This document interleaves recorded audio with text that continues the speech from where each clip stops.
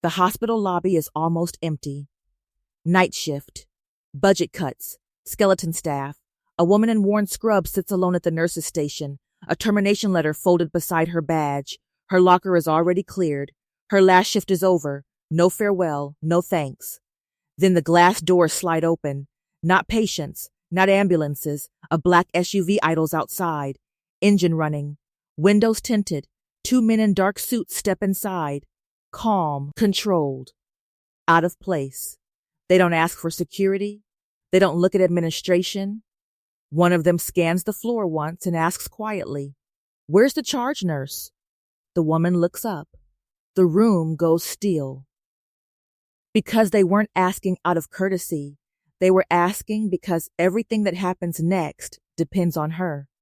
And the hospital has no idea who it just let go. The hospital felt hollow in the early hours of the morning. Not quiet, never quiet, but thinner. Like something essential had been removed and the building hadn't adjusted yet. Fewer footsteps. Fewer voices. Long stretches of corridor where the lights stayed on but no one walked through them. Budget cuts had a sound. It was the absence of people. Charge nurse Elena Ward stood at the nurse's station, finishing the last of the shift reports with the same care she had used for 22 years. She wrote slowly, cleanly. Every entry aligned, times precise, notes brief but complete. She didn't rush, even though she had nowhere left to be. Around her, the night staff moved with the loose fatigue of people doing more than they were supposed to. One nurse covered 2 zones. One tech floated without assignment. Security had consolidated posts. The front desk was unmanned for the first time Elena could remember. A skeleton crew, officially. Unofficially, a risk. Elena noticed everything without reacting. She noticed the trauma board hadn't been updated in 12 minutes. She noticed the medication fridge seal was slightly loose. She noticed the new charge nurse, young, capable, overwhelmed, hesitate before making a call she should have made immediately. Elena stepped in without being asked. "Bed 5 needs labs drawn before transport," she said calmly. The nurse nodded, relieved, and moved. No one questioned her. They still hadn't learned how to. At 4:47 a.m., the administrator arrived. He didn't come to the desk. He waited near the glass-walled office like someone afraid of being overheard. His tie was loosened. His eyes avoided Elena's until she looked up. "Charge Nurse Ward," he said, too formally. Elena closed the file she was working on and stood. Not stiff, not defensive, just present. "Yes," he gestured toward the office. A moment. Inside, the lights were dimmed. A single envelope lay on the desk, placed carefully, as if distance from it mattered. The administrator cleared his throat. "Due to restructuring and budget realignment, your position has been eliminated effective immediately." Elena didn't blink. She had known before he finished the sentence. Cuts always came for experience first. Experience was expensive. Quiet competence didn't show up on spreadsheets. "I see," she said. He slid the envelope closer. "This explains severance. HR will." "I don't need HR," Elena replied. That caught him off guard. She picked up her badge from the desk and placed it neatly beside the envelope. No shaking hands. No hesitation. "Is there anything else?" she asked. He searched her face for anger, for fear, for negotiation. He found none. "No," he said finally. "That's all." Elena nodded once, then "I'll finish the shift." The administrator hesitated. "You're not required to." "I know," she said. "But I will." She left the office before he could respond. Back at the station, the younger charge nurse looked up nervously. Word traveled fast in hospitals. Elena met her eyes and gave a small nod. "Finish strong," Elena said. "The board's behind." The nurse swallowed. "I'm sorry." Elena's voice stayed even. "This isn't personal." But she didn't say it's fine. Because it wasn't. As dawn crept closer, the ER remained steady, but only because Elena kept adjusting its balance. She redirected a patient flow without announcing it. She caught a medication error before it reached the bedside. She reassigned security quietly when she noticed a blind spot near the ambulance bay. No one thanked her. They assumed this was normal. That was the problem. At 5:31 a.m., Elena walked to the locker room. Most of the lockers were already empty, names crossed out, tape residue where years of routine had been peeled away. Her own locker was bare except for a folded jacket and a small, worn notebook. She checked the notebook once, out of habit, then slid it into her bag. As she closed the locker, a distant sound reached her ears. An engine. Low. Idling. Controlled. Not an ambulance. She paused. Not frozen, just listening. The sound didn't match the hospital's rhythm. Elena stepped into the hallway and glanced toward the front entrance. Through the glass doors, she saw it. A black SUV. Clean. Unmarked. Engine running. Parked slightly off-center, as if positioning mattered. 2 men stepped out. Dark suits. No urgency. No confusion about where they were. They didn't look like visitors. They looked like arrival. Elena felt the weight of something old settle behind her ribs. Not fear, recognition. The automatic doors slid open. The men entered without speaking to security because there was no one there to stop them. One scanned the lobby once. Then he asked, voice calm, precise, "Where's the charge nurse?" The clerk at the desk hesitated. Which one? The man's eyes sharpened. The real one. Elena stepped forward, still in scrubs, badge no longer clipped. Termination letter folded in her pocket like it didn't matter. "I'm here," she said. Both men turned toward her at the same time. They studied her face, her posture, her stillness. One of them nodded slightly. "Good," he said. "We need you." Elena didn't ask why. She already knew. And somewhere deep inside the hospital, something that had been dismantled too early began to reassemble itself, quietly, efficiently, and without permission. The men did not introduce themselves. They didn't need to. They stood just inside the lobby, far enough from the doors to avoid being overheard, close enough to block the exit if they chose. Their posture was relaxed, but it wasn't casual. Everything about them suggested control without display. Elena Ward stopped 3 feet from them. Not closer, not farther. A professional distance. "You're no longer on staff," the taller one said, glancing briefly at the badge missing from her chest. Elena didn't correct him. "Then you're speaking to me as a private citizen." The man nodded, as if that answer satisfied a requirement. "That works." Behind them, the hospital woke slowly. A janitor pushed a cart down the hall. A nurse laughed too loudly at something unfunny. The building tried to pretend it was normal. It wasn't. "We need access," the second man said. Quietly, Elena looked past them, toward the ER. "You should talk to administration." The first man shook his head once. "Administration doesn't know what's happening yet." "That's a problem," Elena replied. "For them," he said. "Not for us." Elena studied their faces again. They weren't nervous. They weren't rushed. Whatever they were here for, they believed they were already late. "What happened?" she asked. The men exchanged a brief look. Silent. Practiced. "There's a patient in your hospital," the taller one said. "Arrived 2 hours ago, admitted under a provisional name. He shouldn't still be here." Elena felt a familiar tightening behind her eyes. She had reviewed every admission overnight. Every one. "There's no patient like that," she said. The man nodded. "That's what worries us." Elena didn't move. "You need to leave." The second man smiled faintly. "We were hoping you'd say that." They didn't push past her. They waited. Because they knew she would walk back in. Elena turned and headed toward the ER without telling them to follow. They did anyway. The nurses' station was understaffed and disorganized in the way only layoffs could create. The younger charge nurse looked up, startled, when Elena returned with two strangers behind her. Elena? She said quietly. You're, I thought. Elena raised a hand gently. I know. She turned to the men. You wait here. That wasn't a request, the taller one said. Elena's voice stayed calm. Neither was that. He studied her for a moment, then nodded. They stayed. Elena stepped behind the desk and looked at the board again. She saw it immediately. A blank space where a name should have been. Bed 14. Occupied. No ID, no attending assigned, no discharge pathway. Someone had created a placeholder and expected it to disappear before morning. It hadn't.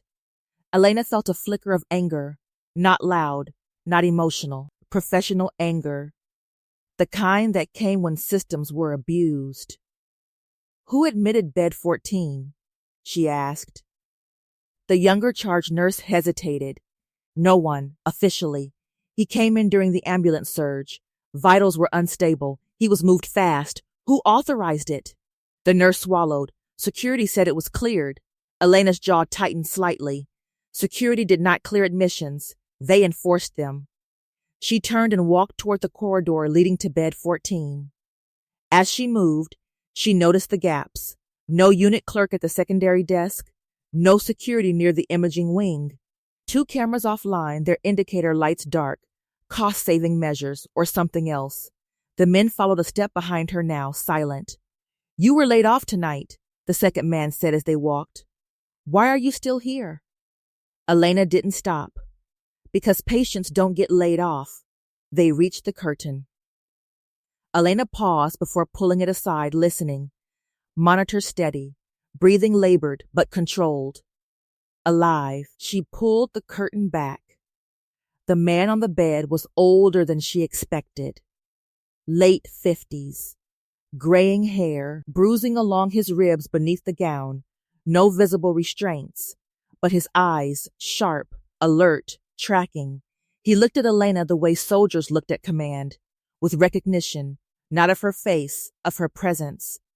Elena met his gaze and knew immediately. This man was not supposed to survive the night. She stepped closer, checking the monitor with practiced ease. Who are you? She asked him quietly. He didn't answer. He looked past her, toward the 2 men standing just outside the curtain. Then back to Elena. Still charge? He asked. The question wasn't casual. It was a test.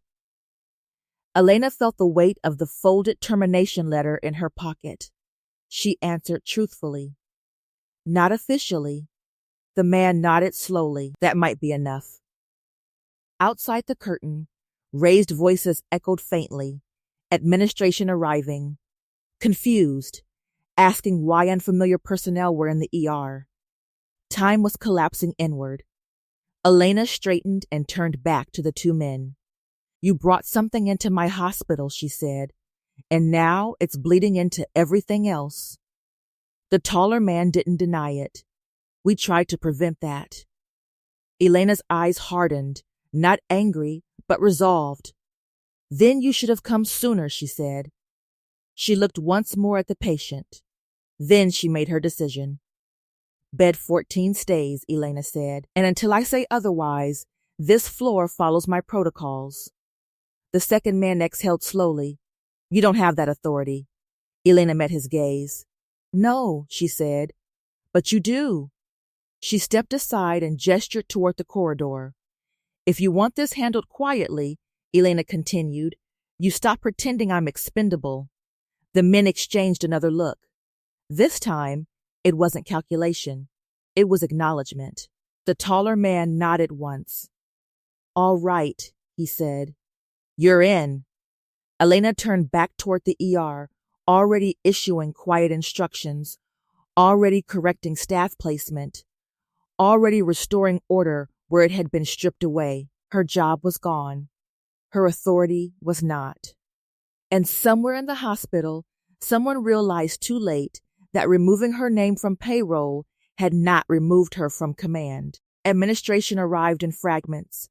First a risk manager, breathless and defensive. Then a night supervisor who shouldn't have been called, but was. Then security, late, confused, already trying to look in control of a situation they didn't understand. Elena felt them before she saw them. Hospitals had a sound when authority panicked. Voices rose half a pitch.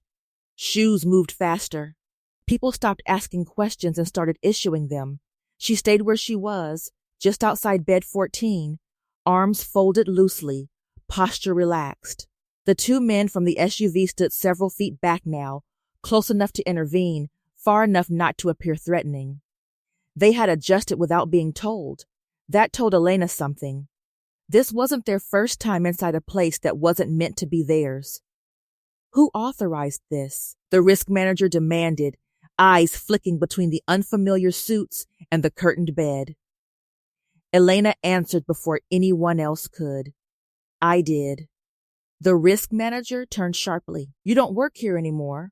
That's correct, Elena said. And yet, the patient is still alive. The words landed harder than she intended. The supervisor stepped forward, lowering his voice. Elena, we appreciate everything you've done, but this isn't appropriate. There are people involved who don't know how this floor works, Elena interrupted calmly. Yes, I noticed. The supervisor stiffened. This is not your decision. Elena turned to face him fully for the first time that morning. She didn't loom. She didn't posture. She simply met his eyes. Then make one, she said. Either discharge him properly or assign an attending and document why he's here. You don't get to leave him invisible. Silence. The supervisor looked at the chart tablet in his hands, blank where answers should have been. Behind him, one of the SUV men spoke for the first time since entering the ER. We recommend the patient remain under observation. The risk manager snapped. You don't recommend anything in this building. The man didn't react. He turned his head slightly toward Elena instead.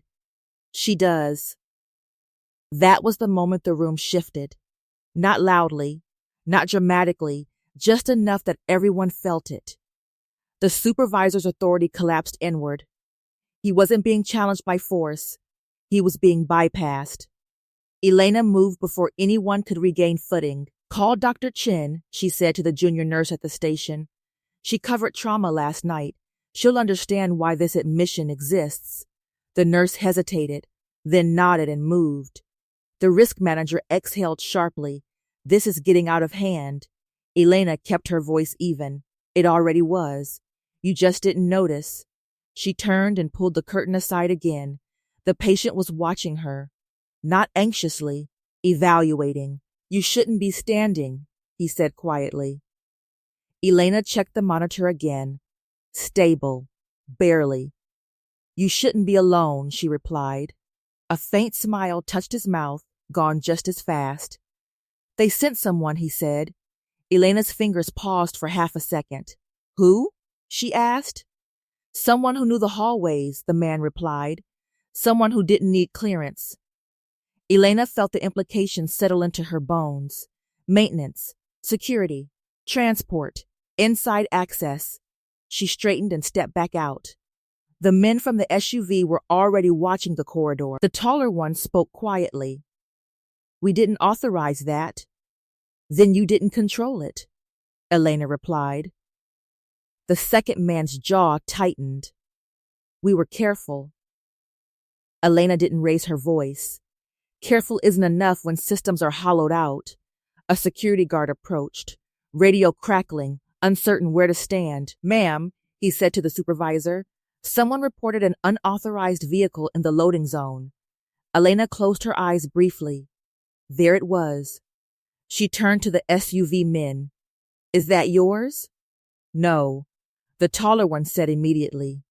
The patient spoke from behind the curtain, voice weak but clear. Black sedan, he said. 2 minutes ago.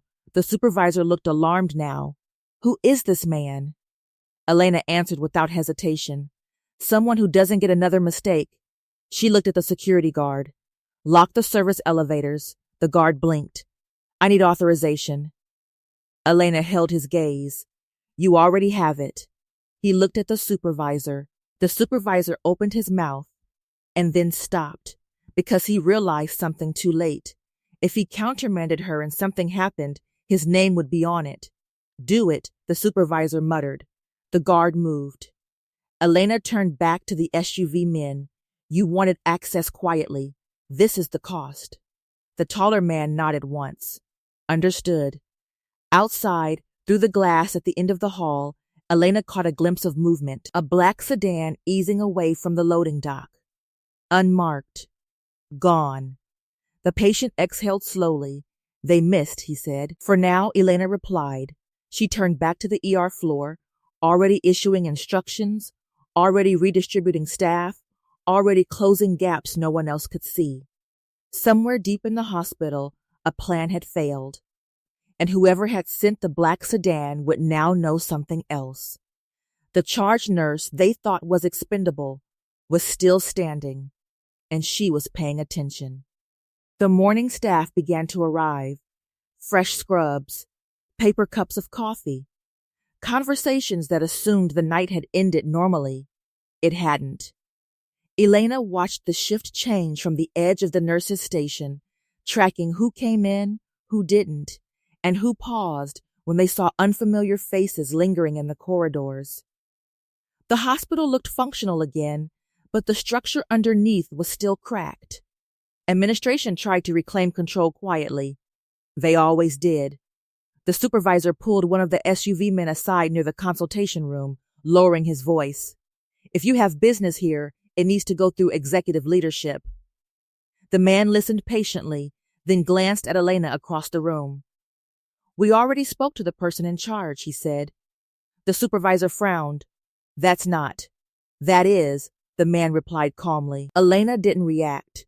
She continued reviewing the board, making small corrections that no one else noticed, moving one patient closer to imaging, rerouting another away from a corridor that had too many blind corners. The supervisor watched her for a moment, irritation tightening his mouth. Elena, he said, stepping closer. This situation is spiraling. You're no longer in a position to manage it. Elena finally looked at him. Her expression was neutral, not defensive, not angry.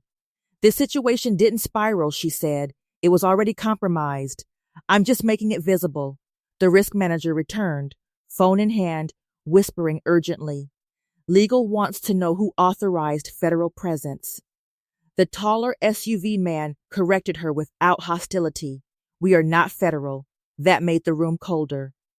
The risk manager's eyes flicked to Elena again. Then who are you? Elena answered instead of them.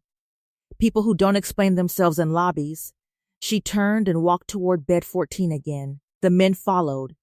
Inside, the patient had shifted slightly, grimacing as pain moved through him. Elena adjusted the bed angle, efficient, practiced. You're drawing attention, he said quietly. Elena nodded. That's intentional. He studied her. You weren't supposed to be here. Neither were you, she replied. A beat passed.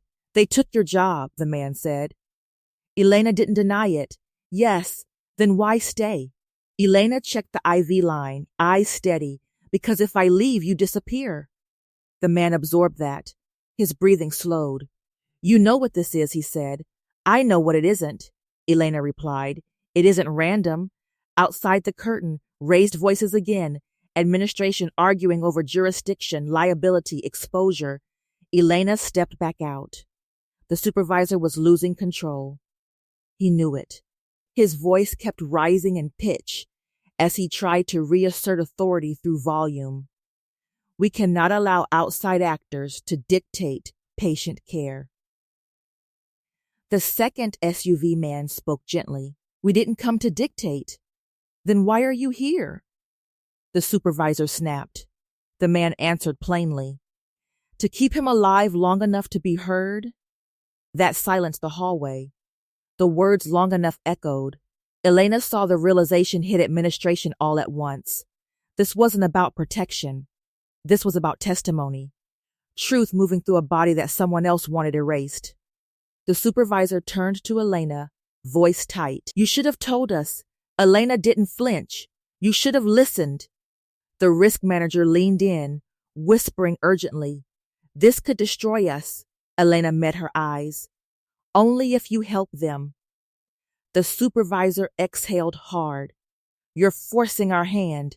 Elena shook her head slightly. I'm showing it. The taller SUV man stepped forward. Finally addressing administration directly, you can cooperate quietly and protect your institution.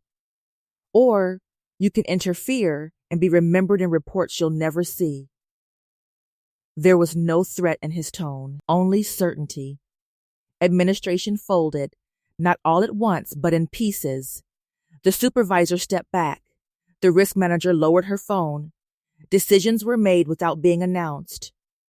Elena felt the floor settle again, not safe, but stable. The patient watched her through the gap in the curtain. They're not asking you questions, he said quietly. Elena replied without turning. They already know the answers they need. What about you, he asked. Elena paused. For me, she said, they're watching what I do next. The man nodded slowly. That's how it works. A nurse approached hesitantly. Elena, radiology is asking why bed 14 is flagged. Elena answered immediately. Because it's a priority. The nurse hesitated. But there's no order. Elena took the chart, signed it, and handed it back. There is now, she said. The nurse swallowed and left. The supervisor watched that exchange, something heavy settling behind his eyes. You can't keep doing this, he said. Elena looked at him. I can, she replied. You just won't like what it means.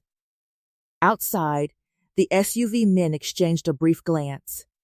They hadn't come looking for a symbol. They had come looking for someone who could hold a line without raising a voice. And they had found her on the morning she was told she no longer mattered. Elena returned to the nurse's station and resumed her quiet corrections. The hospital continued functioning. Patients were treated, orders were entered, but now there was a second current running beneath the ordinary one, an invisible one, and Elena Ward was standing exactly where that current passed through. The hospital's emergency manual hadn't been updated in years. It sat in a red binder behind the nurse's station, pushed back so far it gathered dust. Most staff didn't know it existed anymore. Policies changed faster than paper. Digital systems replaced memory. But Elena knew where it was. She pulled it out without ceremony and flipped to a section marked Contingency, Internal Security Events. The pages were yellowed, corners bent. These were protocols written after incidents the hospital preferred not to remember. She didn't announce what she was doing. She just began. Close imaging access from Corridor C, she said to the unit clerk.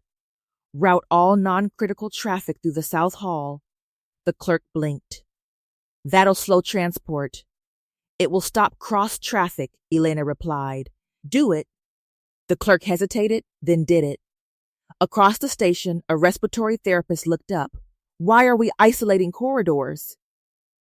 Elena didn't look up from the binder. Because we don't know who else has keys. That got attention. Staff began to listen differently, not because Elena raised her voice, but because her words carried context they didn't yet have. She closed the binder and slid it back where it belonged. The two men from the SUV stood nearby, watching. You planned this, the taller one said quietly. Elena shook her head. No. I remembered it. She walked toward bed 14 again. The patient's eyes followed her. Someone tried to reach you through maintenance, Elena said softly. That means access, not force. The man nodded faintly. They always start there. They won't try again the same way, Elena said. People who fail quietly don't repeat themselves. The man exhaled through his nose. They escalate. Yes, Elena replied. So do we. Outside the curtain, a nurse approached, voice low. Elena, administration wants to know why you locked Corridor C. Elena stepped out to face her. You can tell them it was my decision, Elena said, and that it ends when I say it does. The nurse swallowed. They're asking under whose authority. Elena paused for half a second. Mine, she said. The nurse's eyes widened, but Elena softened her tone. You don't have to agree. You just have to follow it. The nurse nodded and moved away. The taller SUV man watched that exchange closely. They're listening to you, he said. They always have, Elena replied.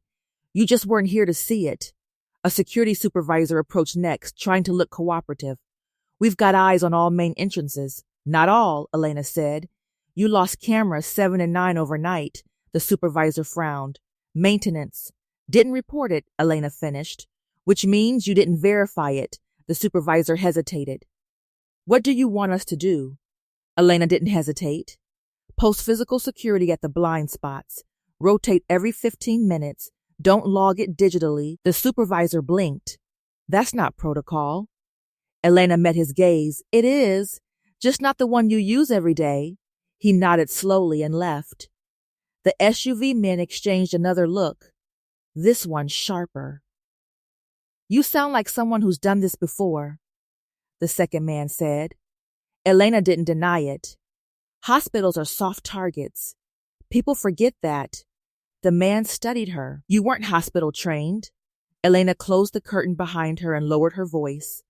I was trained to keep people alive when systems failed. The patient smiled faintly at that.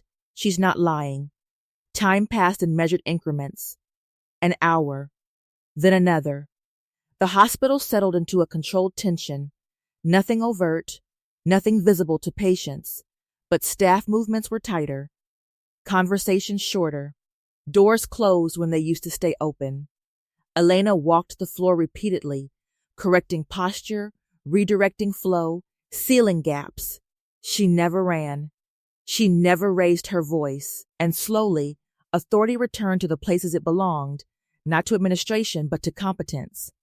A call came in from radiology. Bed 14 is being flagged by an external system. We're getting pings. Elena's jaw tightened. What kind of system? Federal level, the tech said. But it's fragmented. Fragmented meant competing interests. Elena turned to the SUV men. They're looking for him. We know, the taller man replied. That's why we're here. Then you're late, Elena said. Because they're already inside the network. The patient's eyes sharpened. Someone flipped the switch early. Elena nodded, which means someone expected me not to be here. Silence followed that. The weight of it pressed down on all three of them. The second man spoke carefully. If this goes public, it won't, Elena said. Not unless you lose control again. She checked the time. Morning rounds would begin soon. More eyes. More questions. More opportunities for mistakes. Elena turned to the men. You need to decide something. They listened. Either you trust me to run this floor, Elena said, or you pull him now and accept whatever follows. The taller man didn't answer immediately. Then he nodded once. You run it. Elena exhaled slowly. Not relief, but acceptance. She looked back at the patient. You hear that? She asked. He nodded. I do good, Elena said. Then stay alive. She stepped back into the corridor, already issuing the next quiet adjustment, already moving the hospital one step ahead of the threat. Old protocols had been activated, not written in code, written in memory. And whoever thought laying her off would make this place easier to control had just lost their advantage. The first thing Elena did was slow everything down. Not operations, not care, information. She watched how it moved through the hospital, who repeated what, who asked questions too quickly, who pretended not to hear instructions that had been clear. Chaos didn't enter buildings loudly. It slipped in through habits. She stood at the central junction of the ER corridors, a place most people passed through without noticing. From here, she could see imaging, trauma, IQ access, and the service hall that fed into maintenance. A crossroads. Battlegrounds always were. Why is transport delayed? A resident asked, irritation sharpening his voice. Elena answered without turning. Because corridors are restricted. By whose order? Mine? The resident scoffed. You're not, Elena turned then, not abruptly, just enough. If you want to move your patient faster, she said, you can explain why their chart was accessed from 3 terminals that don't belong to you. The resident froze. She didn't accuse him. She didn't need to. He backed away, suddenly busy. One of the SUV men, now introduced only as Mark, watched her from a few steps back. You didn't even check, he said quietly. Elena kept her eyes forward. I didn't have to. He hesitated before he denied it. Mark absorbed that. Down the hall, a nurse leaned against the wall, pretending to text. Elena noticed the phone's reflection in the glass, camera active. Elena spoke gently as she passed, phones away in restricted zones. The nurse flushed and complied. Nothing dramatic, just correction. The patient in bed 14 began to deteriorate again mid-morning. Vitals dipped. Oxygen demand rose. Dr. Chen arrived, took one look at the chart, and frowned. Who admitted him? She asked. Elena met her eyes. I did. Dr. Chen studied her face, then the patient. I don't see your name on the roster, she said. You won't, Elena replied. But you will see the pattern. Dr. Chen followed Elena's gaze to the chart gaps, the inconsistent timestamps, the missing origin data. Her expression hardened. Someone's hiding him, yes, Elena said, and someone else wants him gone. Dr. Chen nodded once. Then he stays. That was all it took. Not persuasion, recognition. But the hospital didn't belong to doctors alone. Administration returned, this time with legal counsel. They stood at the edge of the ER like people afraid of being photographed. This has gone far enough, the lawyer said. We are exposed. Elena didn't look at him. Exposure happens when you cooperate with the wrong people. The lawyer bristled. You are no longer employed here. Elena finally turned, and yet, she said evenly, every decision made since dawn has been mine. The lawyer opened his mouth and stopped, because he realized something unsettling. He didn't know how to remove her without unraveling everything holding the floor together. Mark stepped forward. We can move him now if necessary. Elena shook her head. Not yet, Mark frowned. You said escalation was coming. Yes, Elena replied. And this isn't it. As if summoned by the words, alarms chirped softly, non-critical, easy to miss. A supply door opened where it shouldn't. Elena felt it before she saw it. She moved. Not running, not calling out. She reached the service hall just as a man in hospital transport scrubs turned the corner, pushing an empty gurney. Wrong direction. Wrong timing. His eyes flicked up when he saw her. Too fast. Transports rerouted, Elena said calmly. South Hall only. The man nodded too quickly. Got turned around. Elena stepped aside, giving him space to pass. He didn't. He adjusted his grip on the gurney. That was the tell. Elena's voice stayed level.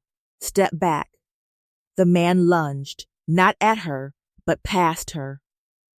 Toward the ICU access door, Elena moved into his path and planted her foot against the gurney frame, stopping it cold. The man cursed and reached into his pocket. Mark reacted instantly, pinning the man's arm, twisting it away from his body. A syringe clattered to the floor. Clear fluid. Mark swore under his breath. Again. Elena knelt, gloved hands already on the man's wrist, checking pulse even as security arrived belatedly. The man shook, eyes wild. You weren't supposed to be here. Elena leaned close. That's what everyone keeps saying. Security dragged him away, shouting questions no one answered. Dr. Chen appeared, eyes sharp. What was that? Elena stood. Confirmation the hospital went quiet, not silent, but focused. Word spread without being spoken. Someone was trying to kill a patient inside the building. Administration paled. The lawyer stepped back. Mark spoke into his phone quietly. Second attempt. Same method. A pause. Then, yes. We have control. Elena turned to him. You don't. Mark met her gaze. Then why are they failing? Elena answered simply. Because they don't understand hospitals. She looked down the hall where staff were watching, pretending not to. This isn't their space, she continued. It's mine. Mark didn't argue. The patient was moved, this time by Elena's order, to a monitored room closer to IQ with fewer access points and better visibility. Not announced, just done. By afternoon, the threat changed shape. No more lone operatives. Phones rang. Emails flagged. External systems pinged. Pressure without faces. Administration pulled Elena aside one last time. We can't protect you, the supervisor said quietly. Elena nodded. I know. Then why keep going?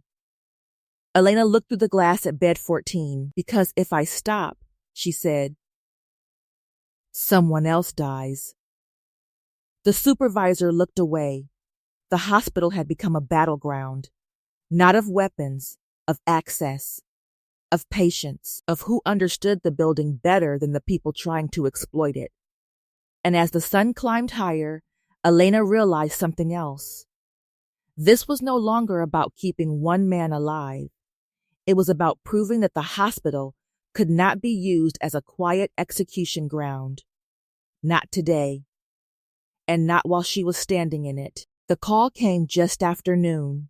Not to Elena, to administration. She watched the shift when it happened, felt it before anyone said a word. The supervisor's shoulders tightened. The lawyer's tone dropped. People stopped looking at Elena directly and started looking past her, as if distance could undo what had already been set in motion. Administration gathered in the glass office again. This time, they didn't invite her. That told her everything. Mark stood beside her in the corridor. They're trying to cut you out, Elena nodded. That was always the plan. The supervisor stepped out, smoothing his jacket like it might help. Elena, he said, voice carefully neutral, we need you to step away from patient management. Elena didn't move. Why? Because you are no longer employed here, the lawyer added, appearing at his side. Your continued involvement exposes the hospital to liability. Elena looked at them both. You're already exposed, she said. You just don't like who's holding the mirror. The lawyer's jaw tightened. We're prepared to ask security to escort you out. The words landed heavy. Not because they were threatening, because they were small. Security stood nearby, 2 guards who knew Elena, who had watched her hold this place together through understaffed nights and mass casualty drills. They didn't move. Elena spoke quietly. If I leave this floor right now, the man in bed 14 dies. That's speculation, the lawyer snapped. Elena shook her head. It's pattern. She turned slightly, just enough for them to see the corridor where staff moved with controlled urgency. Nurses were watching. Doctors were listening. This wasn't just about her anymore. You laid me off, Elena said evenly. That doesn't erase what I know. The supervisor swallowed. We're not questioning your experience, yes, Elena replied. You are. She stepped closer, not confrontational, just unavoidable. You cut staff, shut down cameras, left blind corridors, and assumed nothing would fill the gap, Elena continued. Now someone is using your hospital as cover for murder, and you want me gone because I make that visible. The lawyer scoffed. This is not your crusade. Elena's eyes hardened. This is my floor silence. Mark watched carefully. He hadn't intervened yet because this wasn't his battle to fight. Not full. The supervisor exhaled. What do you want? Elena answered without hesitation. Temporary authority, in writing, until the patient is transferred safely under verified oversight. The lawyer laughed once. That's impossible. Mark stepped in quietly. It's not. The lawyer turned. Who are you? Mark held up his phone, screen lit, not a badge, not a threat. Just a name and a clearance code that made the lawyer's face change. Someone who can explain, Mark said, why your hospital appears in 2 unrelated federal briefings? The lawyer went pale. The supervisor stared at Elena. You planned this. Elena shook her head. I adapted. The supervisor looked at security again. They still hadn't moved. "Give us a moment," he muttered. They retreated into the office, voices raised just enough to leak. Elena stood alone in the corridor now. For the first time since dawn, the weight hit her fully. If they signed, she would be on record again, attached to something bigger than patient care. Her name would circulate, old contacts would notice, doors she had closed deliberately would reopen. If they didn't, she would be escorted out. And someone else would finish what had already been attempted twice. Elena closed her eyes briefly, not to pray, to decide. The patient spoke softly from the room behind her. "They're afraid of you," he said. Elena didn't turn. "They're afraid of consequences." He smiled faintly. Same thing. The office door opened. The supervisor stepped out holding a single-page document. "Temporary clinical authority," he said, "effective immediately. Ends when the patient is transferred." The lawyer looked sick. Mark glanced at the paper, then at Elena. "This puts you back in the system." Elena nodded. "I know." She took the document and signed it. Her name returned to ink, a cost she felt instantly. The supervisor hesitated. "After this, there will be questions." Elena met his eyes. "There always are." She handed the paper back and turned away without ceremony. Authority restored, not by ego, but by necessity. Staff noticed immediately. Orders moved faster. Pushback disappeared. And the building exhaled. Mark walked beside her. "You didn't have to do that." Elena replied quietly, "Yes, I did." They reached bed 14. Dr. Chin looked up. "Transfer windows closing. ICU team is ready." Elena nodded. "We move with full escort." As they prepared the transfer, Elena felt the weight of what she had sacrificed. This wasn't heroism. This was consequence. Her anonymity was gone, her clean exit erased. She would be remembered now, not as the charge nurse who was laid off, but as the one who stayed when everyone else backed away. The patient caught her eye as they rolled him out. "They'll come after you," he said. Elena met his gaze steadily. "They already tried." He nodded slowly. "Then you understand the price." Elena didn't answer. Because she did. She had traded safety for responsibility, silence for action. And as the gurney moved down the hall under controlled escort, Elena felt it clearly. This was the last quiet decision she would make. Everything after this would be documented, interpreted, judged. But the man was alive. And for Elena Ward, that had always been the line. The transfer didn't look dramatic. That was the point. No sirens, no shouted commands, no visible weapons, just a controlled movement down a hospital corridor that had been quietly cleared minutes earlier. Doors opened on time. Elevators arrived when they were supposed to. That kind of precision never happened by accident. Elena walked at the head of the group, one hand resting lightly on the gurney rail, not guiding it, setting its pace. ICU staff flanked the sides. Security followed at a respectful distance, no longer pretending they were in charge. Mark stayed a step behind her. As they reached the ICU threshold, two unfamiliar men stepped into view.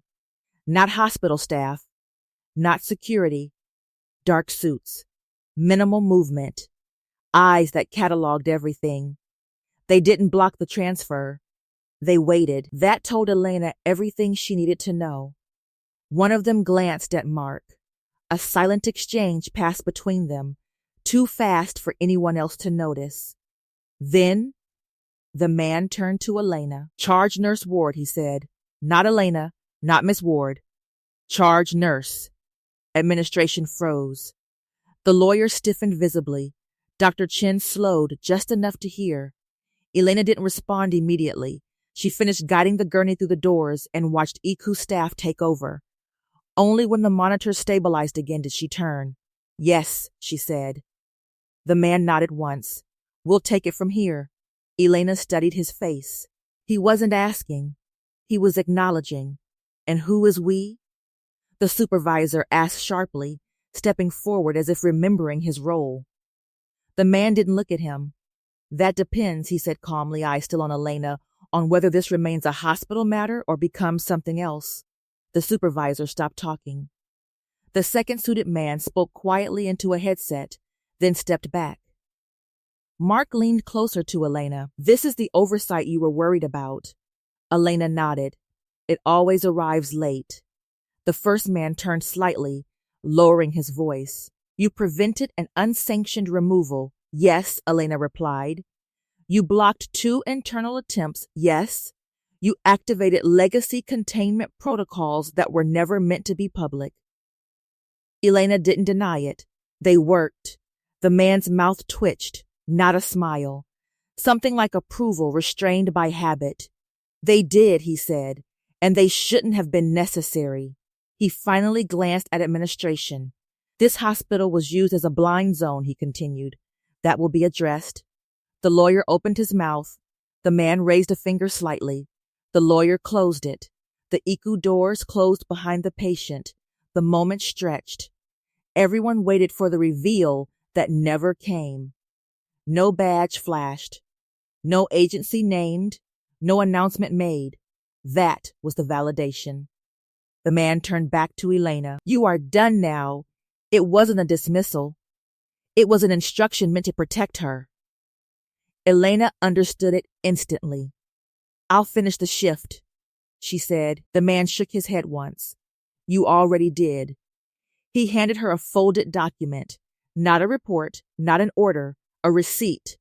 It listed times, actions, outcomes, no commentary, no praise, just facts. You will not be referenced publicly, he said.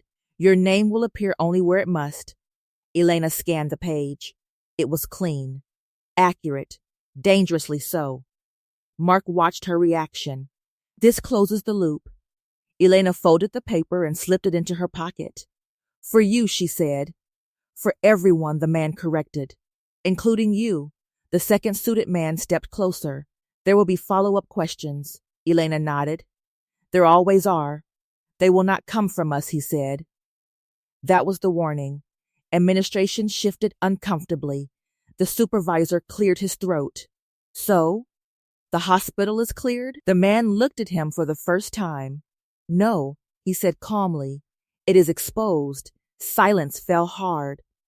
The man turned back to Elena. You were removed from payroll last night, yes? Elena said. You will not be reinstated, he continued. Elena felt the weight of that, but no surprise. Understood, she replied. The man studied her for a moment longer than necessary. You chose restraint, he said. That's why this stayed quiet. Elena didn't answer. Because restraint had cost her everything she'd built here, but it had kept the hospital from becoming a crime scene. The man nodded once. Then he and his partner turned and walked away, disappearing down a corridor administration would never follow. Mark exhaled slowly. That was it. Elena glanced at him. No, she said. That was confirmation. They stood there as EQ traffic resumed around them. Dr. Chen approached quietly. He'll live, she said. Elena closed her eyes for a second. Not relief, release. Dr. Chen hesitated. They deferred to you. Elena opened her eyes. They deferred to the work.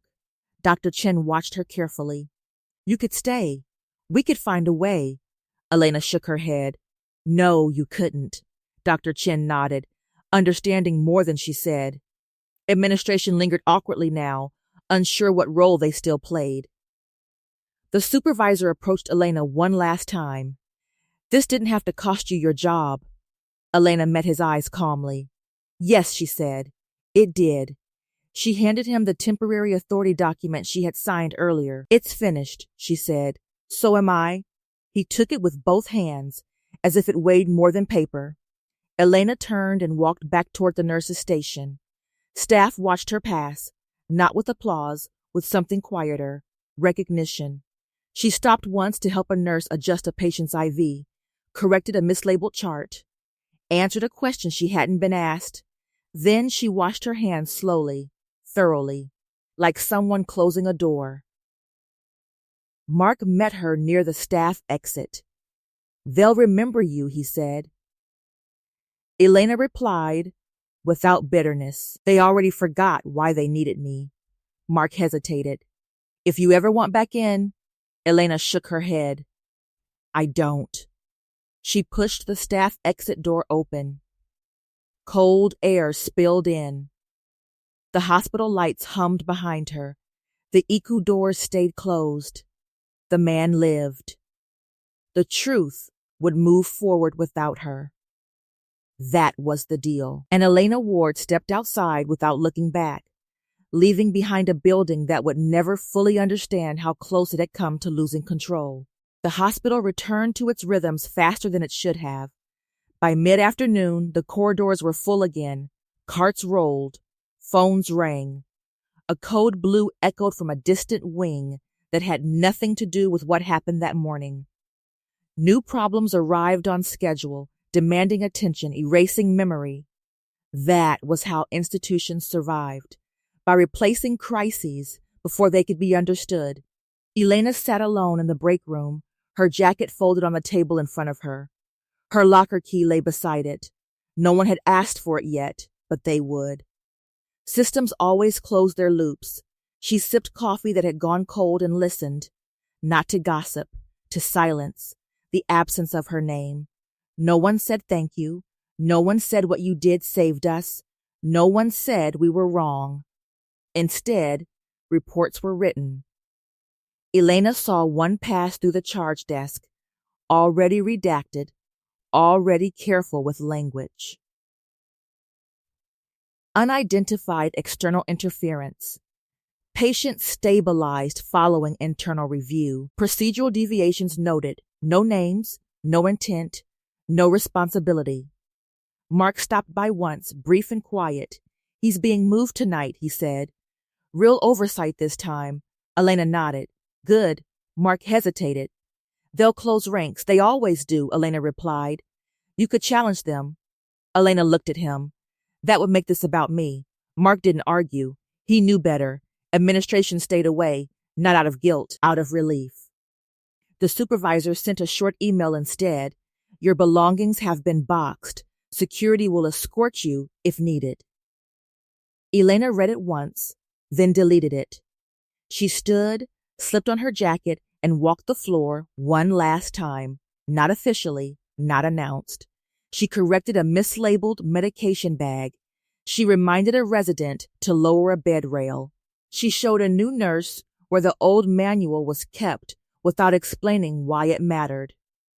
Small things, the kind that never made reports. Outside EQ, Dr. Chin waited. "He asked about you," Chin said quietly. Elena didn't ask who he was. "What did you say?" she asked. "That you did your job," Chin replied. "Even after they told you not to." Elena considered that. "That's not something you say out loud," she said. Chin nodded. "I know." They stood there for a moment, watching staff pass. "You won't be coming back," Chin said. "No," Elena replied. "I won't." Chin exhaled. "Then I'll remember." That was enough. At the end of the shift, Elena returned to the locker room. Her locker stood open, contents neatly boxed. Someone had taken care with it. That at least felt honest. She carried the box to the staff exit herself. No escort, no paperwork, no audience. Outside, the sun was already low, painting the hospital windows gold. The same building that had almost become something else entirely. Elena stopped once and looked back. Not with regret, with measure. The hospital would continue. It always did. And someday, when someone studied what happened here and couldn't quite explain how it fell to become a disaster, her name would be missing. That was the cost of restraint. She walked to her car and placed the box in the trunk. As she closed it, her phone vibrated once. A single message. No sender ID. You kept it clean. Elena stared at the screen. Then she deleted it. She drove away without looking in the mirror. Because the work was done. and because the kind of authority she carried had never belonged to buildings, titles, or payroll systems. It belonged to the moment when someone chose to stay. Even after being told to leave, the call came 2 days later.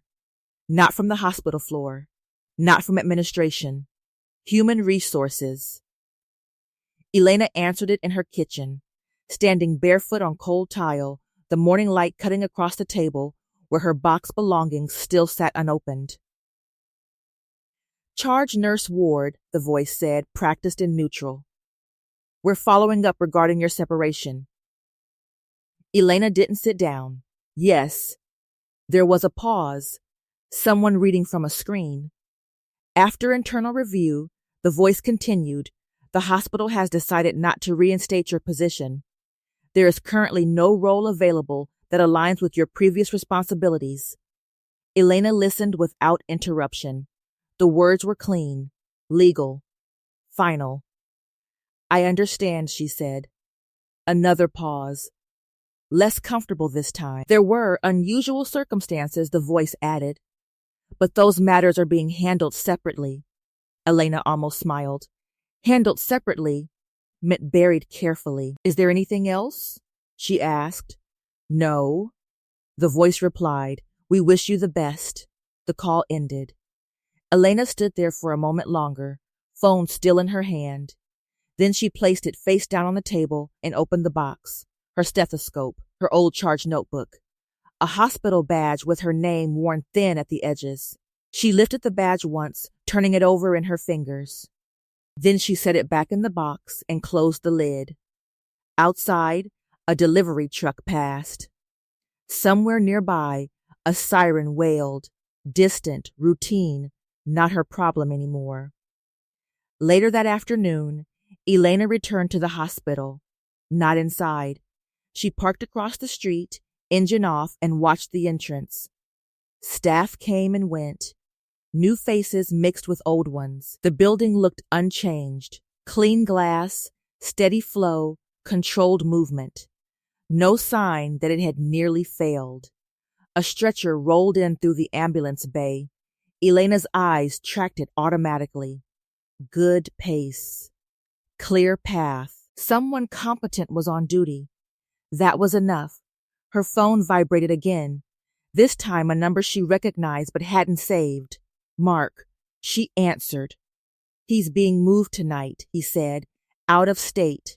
Real protection. Good, Elena replied. A pause. You should know, Mark added. Your name doesn't appear anywhere. Elena leaned back in her seat.